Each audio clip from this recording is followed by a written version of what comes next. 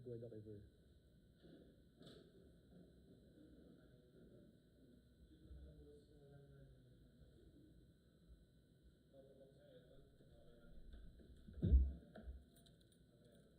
Okay lang. Ano naman talaga eh. Hot naman talaga ako palagi. Alright, sige po at tayo po ay mag-aaral na ng salita ng Diyos, and what we're going to study tonight, our devotion tonight is just the continuation of what Brother Albert preached last week. Last week, 1 week ago. So let us all stand up once again for the last time, and let's just open our Bible in the book of Luke chapter 9. Luke chapter 9, we will just focus on verse 10 to verse 17. And I know we studied already from verse 1 to 17, if you still remember. But today we will just focus from verse 10 to verse 17, Luke chapter 9. Say amen if you were there. Amen.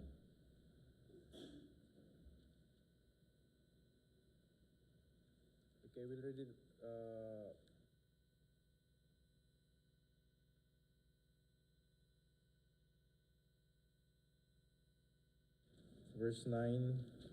Chapter 9, verse 10 to 17. Everybody's there?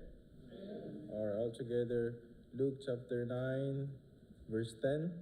And the apostles, when they were returned, told him all that they have done, and he took them and went aside privately into a desert place below the city called. And the people, when they knew it, followed him, and he received them and spake unto them of the kingdom of God, and healed them and had need of healing. And when they had begun to wear away, came 12 and said unto him, Send multitude away, that they may go into the towns and country round about, and lads and victuals were. And he said unto them, Give you them to eat. And they said, We have no more but 5 loaves and 2 fishes, except we should go and buy meat for all these people. For there were about 5,000 men. And he said to the disciples, Make them sit down with the 50s in the company. And they did so, and made them all sit down. Then he took the 5 loaves and 2 fishes, and looked up to heaven, and he blessed them, and brake and gave to the disciples to set before the multitudes. Please take it out fragments. Sumaglit tayo sa padalangin. Our gracious Heavenly Father, I thank you, dear Lord. Once again, tonight you've gathered us to study thy word, and we just thankful that we are here, because it means we are able, we can still read, we can still hear, we can still walk, stand and listen, O God. Thank you for your goodness to us, and guide us tonight. Once again, in the midst of us, ikaw po ang pamagitna, and ikaw din po, Panginoon, na magbigay sa amin ng interpretasyon of this passage. We know that this is already a popular story in the Bible, but I know, oh God, that hindi mo naman ito uulitin sa amin kung hindi namin ito, kung kami lahat ay na may faith na patungkol dito, Panginoon. It means, Panginoon, kailangan namin ito, and most of us here, if not all of us, needs this kind of faith, or we have to be, our eyes has to be open, Panginoon, that you are able, Panginoon, punan na aming mga pangailangan. Sa kabila ng sometimes makikita namin wala nang escape, o walang sagot sa aming mga sitwasyon, this chapter or this passage should remind us that ikaw pa rin ang Diyos na may likha at nagbibigay lahat ng aming mga pangailangan. O God, ikaw po ay magbugas ng aming mga puso at ilayo mo kami sa mga maling katuruan. Ikaw po, Panginoon, mapapurihan at maitaas. In Jesus' name we pray. Alright, you may all be seated. Tayo po lahat ay makakaupo na. Okay, so As I said earlier, 2 weeks ago or maybe 1 week ago, pinag-aralan na natin to from verse 1 to verse 17. Napahapyawan na to ni Brother Albert. And tonight, we will just focus on the verse 10 to verse 11. And kung mapapansin niyo po mga kapatid, on this chapter, ito po yung kung bumalik kayo dun sa verse 3, makita niyo na ang Panginoong Jesucristo ay inutusan silang humayo. Pero anong sabi ng Panginoon? Huwag kayong magdala ng kahit ano. You remember that? Huwag kayong magdala. So, is this a coincidence na pagdating dito on this few verses after that na hihingian sila ng Panginoon ng something? Isinabihan nga sila ng Panginoon, huwag magdala ng kung ano, ng kahit ano. Remember? And isang bagay na dapat natin maunawaan bilang mga Kristiyano, na ang Diyos natin na nagbibigay sa atin ng mga suliranin o mga pagsubok ay siya mismo, ang Diyos na nagbibigay sa atin ng solusyon, right? I mean, that should be the takeout above all on this passage, on this story. Kailangan natin maunawaan, ang talaga dito makikita natin is na ang Diyos ay nagpo-provide, right? Amen. God provides. Okay, kung mayroon man title to, God provides. Na kahit imposible na sa mata natin, ay kaya pa rin ng Panginoon. And you know what? Christian 101, ika nga, di ba? Christian 101, with God, nothing is impossible. We all know that. Napaka-basic yung para sa ating mga Kristiyano to understand that with God, all things are possible. Kaya nga, minsan wala nang effect sa atin yung salitang yun, kasi paulit-ulit na lang, di ba? With God, all things are possible. Tapos nakikita natin, ang Diyos nagpakain ng 5,000 na men. Ang hirap magpakain ka ng ganong karaming tao. Tayo nga, mas kinugusto natin magpa-cater na lang kasi magluto ng ganong kadami. Diba? Sa anniversary nga natin, 100 lang katao. Pinagmimitingan pa natin kung paano natin papakainin yun.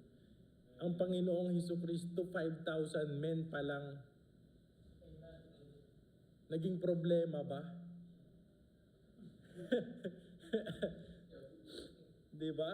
Si Preacher Edmond nga, napa-order ng chicken kasi juniors pa lang, ubus na yung fried chicken. Juniors na naman, hindi nga nakakain yung juniors eh. So first table pa lang, first set of table na tumayo, nakuubos agad yung fried chicken. Nagtakam na lang kami, tapos alam mo yun, gusto ko sana gamitin yung faith doon ng 5,000 men para mag-multiply kasi nagtakam talaga kami ng fried chicken. Mukhang lutong bahay yung fried chicken eh. Although masarap din naman yung yung parang cordon bleu ba yun? Yung parang walang halo yung gitna. Pero marami yung fries, kinalat lang sa ibabaw eh. Nakakatawa. Sabi ko, isa lang ang kukunin nyo. Nakita mo, nakahalanghang na nga eh. Okay, so the point here is mga kapatid, may mga bagay talaga na sa atin napakahirap solusyonan. Pero sa Diyos, napakadali lang. At the funny thing about that is alam natin yon, but most of us really don't believe on that kasi hindi, parang nagiging na lang na kasabihan na lang eh. God will provide. Di ba? Parang mannerism na lang eh. God can do all things. Pero talagang sa ating mga puso, naniniwala ba talaga tayo? Right? Kahit sa pagdating sa trabaho, do we really believe that God can provide as a work sa mga taong walang trabaho man yan? But I believe all of us right now meron pa tayong secular na trabaho maliban sa mga nag-aaral, But pag dumating ba kayo sa point na yon na kayo ay walang trabaho, do you really believe that still God can provide? Diba? Mga ganung bagay na mga simple lang pero minsan nahihirapan tayong paniwalaan. But again, verses prior to this, sinabihan sila ng Panginoon, humayo kayo, huwag kayong magdala ng kahit ano. Ang hindi nila alam that it's already a training. Tinitrain na sila ng Panginoon na lahat ng bagay ay ibigay nila ang kanilang pananampalataya sa Diyos sa lahat ng aspeto ng kanilang buhay. food, shelter, huwag tayo magdala ng kung ano-ano pagkain, huwag nga daw magdala ng pangpalit ng damit So anong tinuturo ng Panginoon? Sino magbibigay ng food, shelter? Ano pa yung isa? Yung basic needs? Clothing, no? Clothing, shelter, at saka food. Pag mayroon ka ngayong tatlong yun, buhay ka na, di ba? Wala ka pang jowa, buhay ka na. Hindi mo naman talaga kailangan ng jowa para mabuhay, di ba? Hindi mo kailangan ng asawa, pero mas maganda kung mayroon. May katuwang ka. But the point is, basic needs natin mga kapatid, hindi niya pinadala dito. Di ba? Parang gusto ni Alright, so basic needs, hindi sila pinagdala ng Panginoon. And again, ang hindi nila alam ay tinitrain na sila ng Panginoon pagdating sa kanilang mga tiwala sa Diyos. And this happens over and over again sa span ng ilang taon ng Panginoon, 3 years na kanyang kasama yung mga disciples, di ba? Meron pa nga yung kwento, if you remember, dun sa yung naglakad ng Panginoon sa storm, dun sa dagat, di ba, nung may bagyo. Then after niyang pinatigil yung bagyo, anong sabi ng isang disciple? Sino tong taong to? Bakit pati ang hangin daw nakikinig sa kanya? I mean, really, you have to ask that. Hindi mo pa rin alam kung sino siya. After those years na kasama nila at alam nila mga miracles na ginawa niya at sinabi na nga na even dito in this chapter, sasabihin that He is the Son of God. Tapos doon, nagtatanong pa din sila, meron pa rin nagtataka sa kanya, kung ano man ang mga kanyang kayang gawin. Di ba? So, mga kapatid, unang bagay na dapat matutunan natin dito, okay? Unang lesson na nakikita ko na pwede nating mapulot dito, that God is also concerned of our physical well-being. He is concerned with our physical well-being. Kasi pwede naman niyang sabihin, sige na, mag-uwi na kayo. Diba? Pwede naman niyang hindi na ba't kailangan pa niyang pakainin? Pero concerned din Panginoon sa ating physical well-being. Pinakain niya pa rin yung 5,000 na to. Ang nakakatawa dito kasi after nito, kasi meron dito silang nag-cast out sila ng mga devil. Tapos, nung escape na sila, sinundan sila ng mga taong to. Akala nila makakapag-relax na uli sila kasama ang Panginoong Jesucristo. Ang nakakatawa, hindi pa pala sila mag-relax kasi sinundan sila ng mga taong to.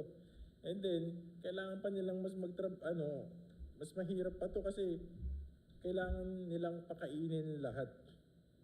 Okay, so concerned din ang Panginoon, mga kapatid, sa ating pagkain, kasi kahit dito, di ba? Kaya hindi nawawala ang kainan natin. Concerned din ng Panginoon sa kainin natin. Alam nga naman, nakakalungkot yung last pag-uwi ko ngayon, umattend ako dun sa church nila mama, sa church ng parents ko. Usually dun, meron talagang lunch. Kaso nawala na yung support ng support nila from US. Namatay na yung Amerikanong nagsusupport sa kanila. So, I was waiting like tinitingnan ko kung mayroong lunch kasi doon parang may catering palagi sa likod. May ministry, may kitchen talaga. Kasi Bible school yun sa likod So meron talaga silang ministry ng mga nagluluto. Dati kukuha lang ng plate, pupunta ka sa likod ng sanctuary mismo, doon ka dadaan. Paglabas mo dito, may pagkain ka na. Kasi dadaan ka doon, pipila ka lang, may pagkain. Tapos pag-attend ko ngayon, wala na. Nakakalungkot, di ba?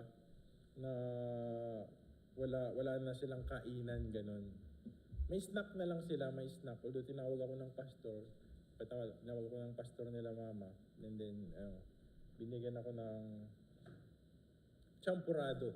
Yun. At least may champurado. So, yun, kwento-kwentuhan kami. Pero yun nga, wala na yung kainan, yung fellowship. At again, ang Panginoon concerned din sa atin, Hindi po pwede tayong sasabihin natin, para naman to sa Diyos, kahit maghapon tayong hindi na kumain. Mapabayaan na natin ating mga sarili, hindi ganun. Kahit ang Diyos, concerned siya sa mga kinakain ni Andre. Na may kakainin si Andre after ng ating fellowship, di ba? Kaya nagluluto si Liza ng sopas na mabilis maubos kasi sopas, di ba? So, concern din ng Panginoon na meron tayong kainin. Kasi magmalipasan ka ng gutom, sakit din nang aabutin mo, di ba? Lipas ng gutom, ano ba, ulcer ba yun? Napaka on fire ka sa Panginoon, grabe kang mag-aaral. And you know what? Believe me or not, nangyari yan sa amin. Nila Sister Mary and before na grabe kami ka-addict pagdating sa mga ganyan. Nagpupuyat kami na madaling araw. May pasok pa kami kinabukasan pero mga gising pa kami sa kakaaral. Okay?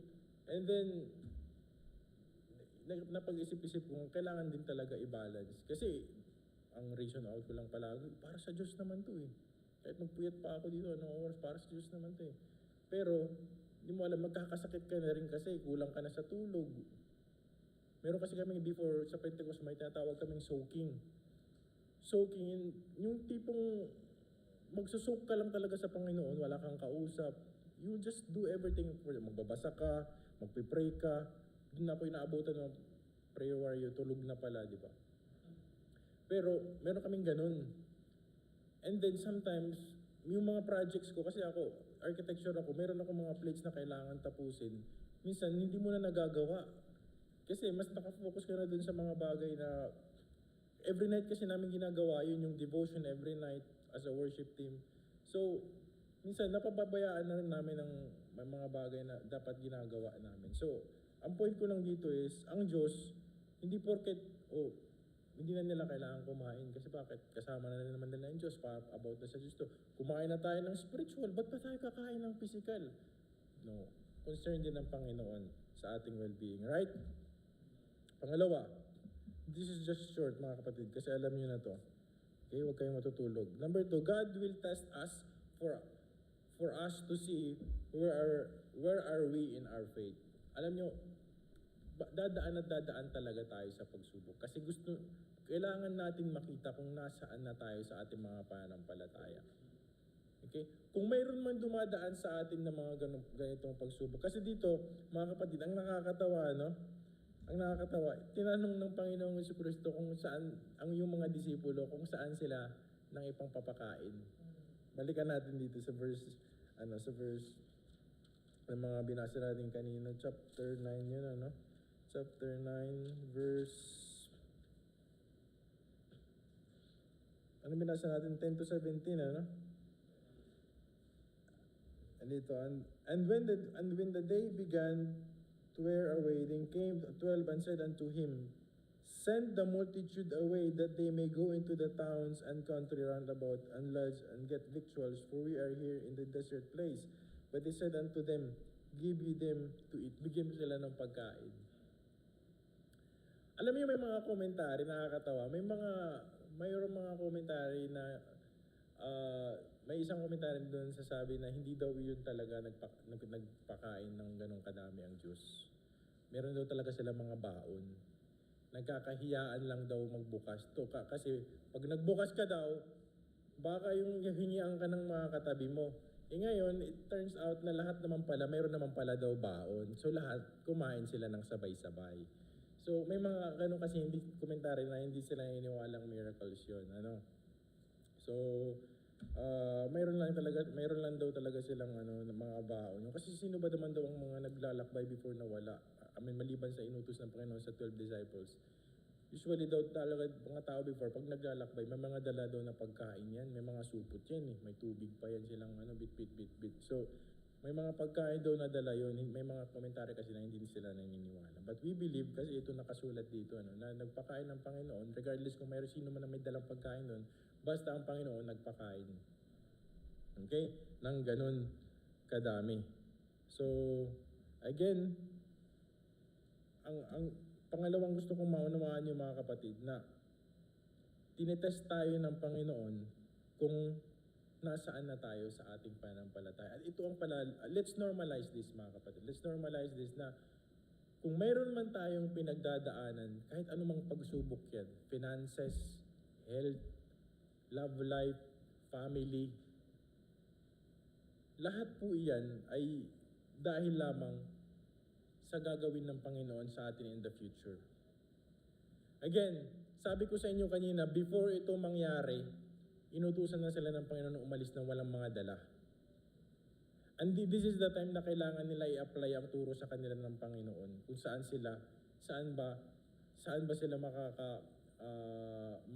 makakahingi ng sagot sa mga ganitong bagay. Okay? Ang gusto ko maunawaan natin mga kapatid na i-normalize natin bilang mga Kristiyano na lahat ng ating pinagdaraanan, anumang klaseng suliranin yan, Diyos pa rin ang mabibigay ng solusyon dyan. Okay?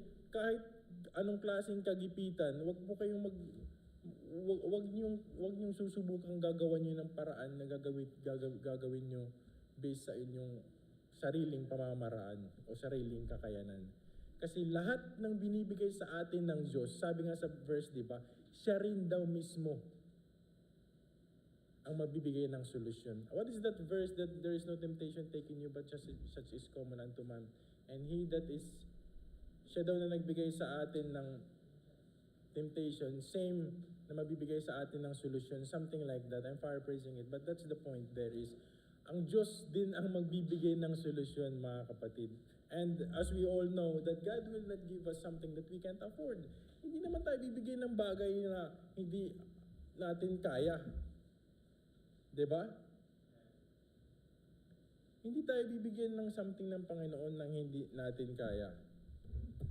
So, I'll give you an example. Wala naman dito si Siskon. Ang mga pinagdaanan ni Siskon, kung nailagay yan sa ibang tao, baka nagpakamatay na. Di ba? Kung magka-problema ka sa finances, magka-problema ka sa health mo, tapos wala ka pang jowa,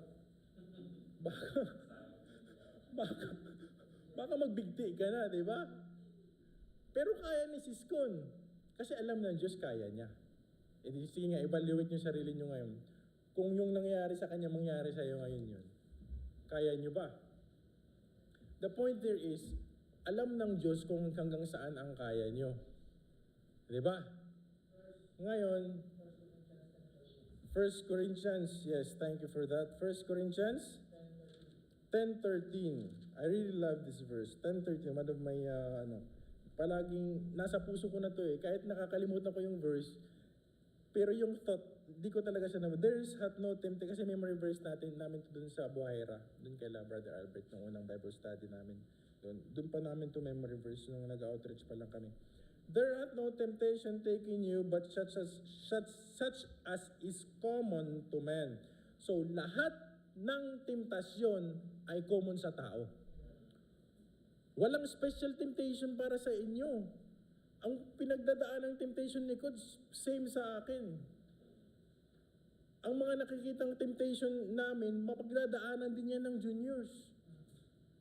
All of this temptation is common unto men. Lahat ng mga pinagdaraanan ng babae, lahat ng struggle, ang mga dysmenorrhea nila pag mayroon silang buwan ng daloy, pare-pareho yan sa kanila, mayroon yan sila. At ganoon din sa mga lalaki, may mga problema tayo na pare-pareho pinagdadaan, common sa atin.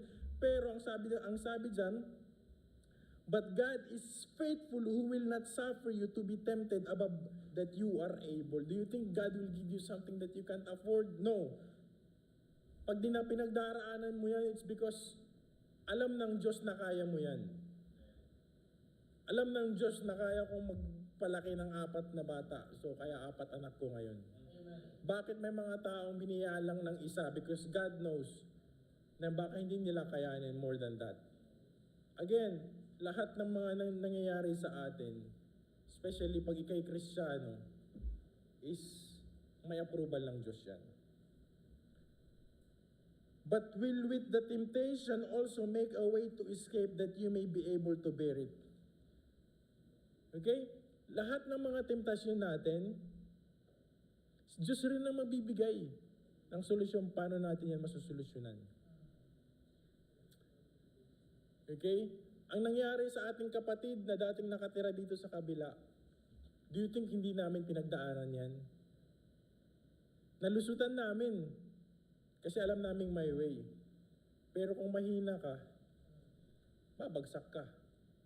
Pero ang sabi ng Biblia, yung mga temptasyon na yun, tutulungan din tayo ng Diyos para malagpasan yan. Okay? Kaya kailangan nyo ang Diyos. Otherwise, kasalanan yung bagsak nyo. The point there is, alam ng Diyos na kaya nyo. Ang problema lang, sometimes we choose to fall into the sin, sa kasalanan. Gets nyo? For example, sa trabaho, ang plano ng Diyos, bigyan ka ng trabaho after 2 months. Kaso 1 month pa lang, sumuko ka na. Do you really think hindi nakaplano sa Diyos yun? Na same na binigay niya sa yung pagsubok, walang solusyon? Mayroon yun. Yung mga nagfo-fall na mga kapatid natin, hindi na bumabalik dito kasi sa mga struggles nila. Do you think walang mga solusyon doon sa mga problema nila? Mayroon yun. Kasi sabi ng Biblia, all of this temptation is common at saka siya na nagbigay sa atin ng temptasyon na to o anumang mga suliranin na to, it's the same na mabibigay sa atin ng way out. Guess nyo mga kapatid? So nung tinanong ng Panginoong Hesukristo ang mga disipulo, magbigay kayo ng pagkain, pakainin niyo sila. Do you really think God is expecting them to cook for 5,000 people? God is expecting them to believe that He is able. Na ang provision na yon ay manggagaling din mismo sa Kanya. Ang problema kasi sa atin, every time when God is asking us something na gusto ng Panginoon makita sa atin ng ating mga faith, ginagawa natin to ng pamamaraan sa pamamagitan ng ating sariling mga lakas. Na imbes na ang hinihintay sa atin ng Panginoon, bumalik tayo sa Kanya. Gets nyo? And isang bagay niya ito hindi ko rin makalimutan na in-example ni Pastor Ben sa before.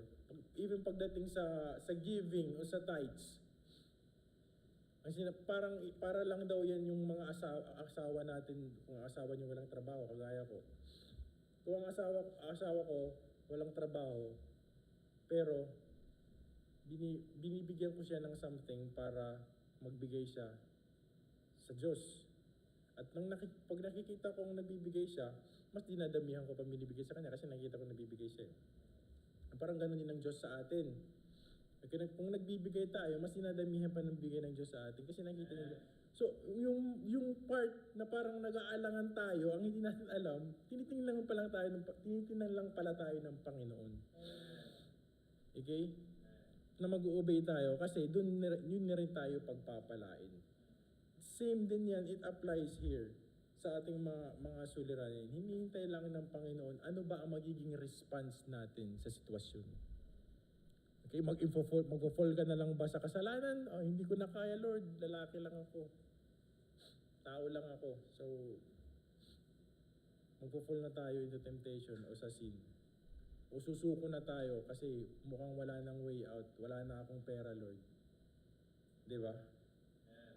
Do you really think itong scenario dito, mag-i-expect ang Panginoon sa kanilang maglabas sila ng ganong karaming pagkain? Kahit magtawag ka ng talabat, hindi kayang pakainin ng talabat to. Kahit lahat ng Jollibee dito magsabay-sabay magpa-deliver, hindi kayang pakainin yung 5,000. Tapos magte-take out pa ng 12 baskets. 12 bucket, di ba ngayon? So mga kapatid, again, let's normalize this. When God put you into something, always remember, God already prepared the solution for that. You just have to believe. Really, this happens to me a lot of times sa family ko, and this is the reason why we're still here in the UAE. Pag kami umalis na ng UAE at sabihin ko naghihirap na kami, then you come back to me, sabihin, Brother Andre, hindi naman pala totoo sinasabi mo. As long as nandito ako at I can provide for them, it's because God provided. Do you think because magaling ako dumiskarte sa buhay? No. It's because God provided. God blessed me with the company na binigay sa akin ng Diyos na able magbigay ng increment after increment para ma-provide yung tumutubong mga bayarin namin. Okay? So again, number 3, you have to be present to be used by God. Pangatlo mga kapatid, para ka makamit ng Panginoon, kailangan mo maging present. Yung bata, o kung sino man, sa ibang story kasi di ba may bata na may Oo. Para, hindi siya magagamit ng Diyos kung wala siya dun. Hindi ka magiging instrumento ng miracles kung palagi kang absent. Ito ang problema kasi minsan may mga Kristiyano, sasabihin natin, na kahit hindi naman daw sila mag-church o nagagamit naman sila ng Panginoon. O di kaya sasabihin nila na hindi nila kailangan maging membro ng simbahan, maging active sa church para makonect tayo sa Diyos. I'm talking about using God effectively. Kung gusto mong maging effective ang paggamit sa iyo ng Diyos, kailangan mong maging active sa gawain ng Diyos. Don't expect God to use you kung nandun ka lang palagi sa mga masamang gawain, like nandun ka sa bar, sa inuman, then you expect God to use you effectively. If you don't believe, okay, kung hindi man miracles, kung hindi ka magamit ng Lord sa soul winning, magagamit ka ba sa soul winning kung ang mga ginagawa mo ay hindi patungkol sa Diyos? Kailangan mo maging present, mga kapatid. I'm talking about present in the sense na present ka sa Diyos, sa mga gawain ng Diyos. Alright? Lalo na pag nandito ka sa church, magagamit ka talaga kasi napakadaming ministry dito. Hatid sundo pa lang, isang ministry na yun. Pagtulong sa mga kapatiran. Okay? So, you don't expect miracle from God or blessing from God kung hindi ka naman present sa Diyos. Regardless anong klaseng Bible study man yan o pagbabasa ng Biblia, present, hindi ka connected sa Diyos, what do you expect from God? Na iisipin mo na lang na alam naman ng Diyos ang mga problema ko. No. Kasi ito, ba't pa sila tinanong ng Diyos? Ba't hindi na lang sinabi ng Diyos, kunin niyo yung basket sa loob, meron akong prepare doon para sa 5,000. No. Tinanong mo na sila ng Diyos. Kailangan niyo maging parte ng miracle. Hindi babagsak ang miracle sa atin from langit o blessings from langit kusa. We have to be part of that event sa ating buhay. Kasi paano kayo magpapatotoo? Paano natin ipagpapatotoo natin ang kabutihan ng Diyos kung hindi na tayo naging parte ng blessing na yun o nung anumang miracles na nangyayari sa buhay natin? Lastly, number 4, small things can be big things in the hands of God. Maliliit na bagay kaya lumaki sa kamay ng Diyos, mga kapatid. Okay? Huwag natin maliitin kung anong mayroon tayo ngayon. Kasi ano man ang mayroon tayo ngayon, if you will be diligent of what you have, sabi nga ng Biblia, di ba? Kung faithful tayo sa maliit, magiging faithful tayo sa malalaki.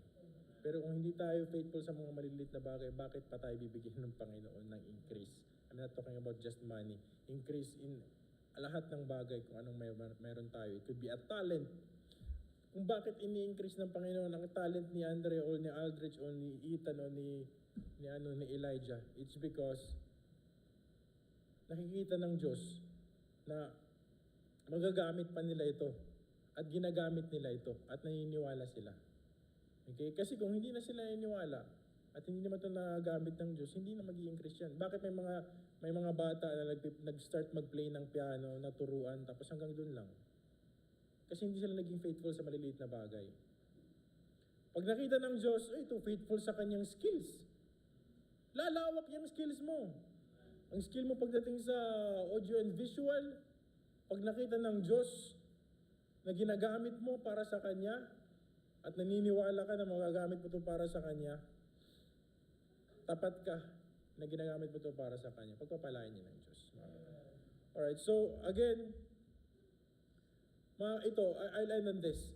Alam niyo ba after this chapter, sa chapter 10, inutusan uli sila dalawa. Pero that time, 72 na. Narinig na ba yung nabasa nila yun? Okay?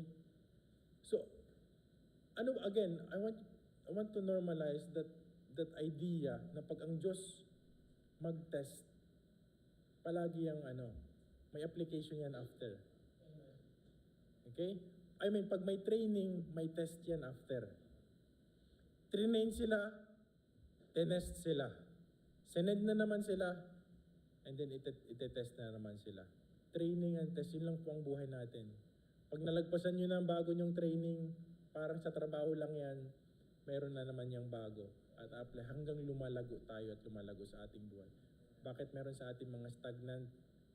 Kasi yung first exam natin nakatambay lang sa ating mga bahay, hindi natin tinitake. You take first step of the challenge. Kaya anong first step? Anong first step? Baptism, mga kapatid. That's baptism. If you're gonna take the first step of obedience, how do you expect yourself to grow and to be obedient in other things? Kaya nga tayo may first step of obedience.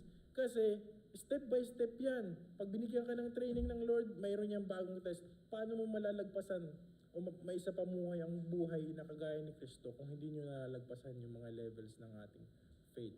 Amen? So I hope we learned something tonight and tayo po ay mananalangin. May request everybody to stand up kasi baka makatulog na kayo pag mag-pray tayo nakaupo. Let us all stand up and let us pray. Oh, gracious Heavenly Father, I thank you, dear Lord, for this evening. Salamat for reminding us on this passage na, Lord, may mga bagay na sometimes ay nagiging naglalaylo na kami, Panginoon, because we used to hear that. But I hope and pray that we've been reminded that in every test, in every training that you have given to us or pinagdadaanan namin ngayon, we have to expect, Panginoon, that there will be a test after that.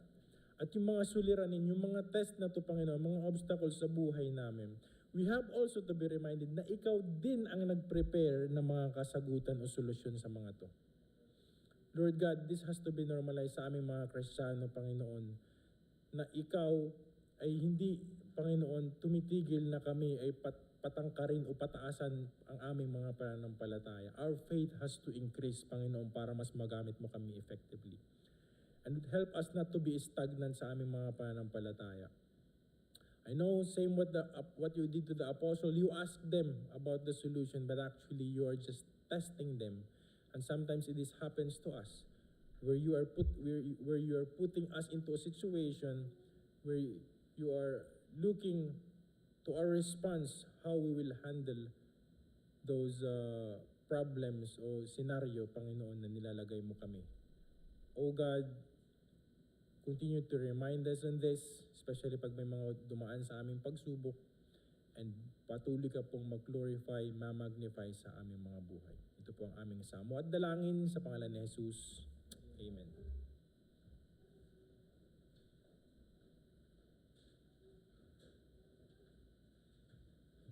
Magsiupuan po tayo. So, mag-prayer na po tayo. Pasama na lang po ito. Ayan. Bilog po yung mga men, tapos bilog din po yung mga ladies.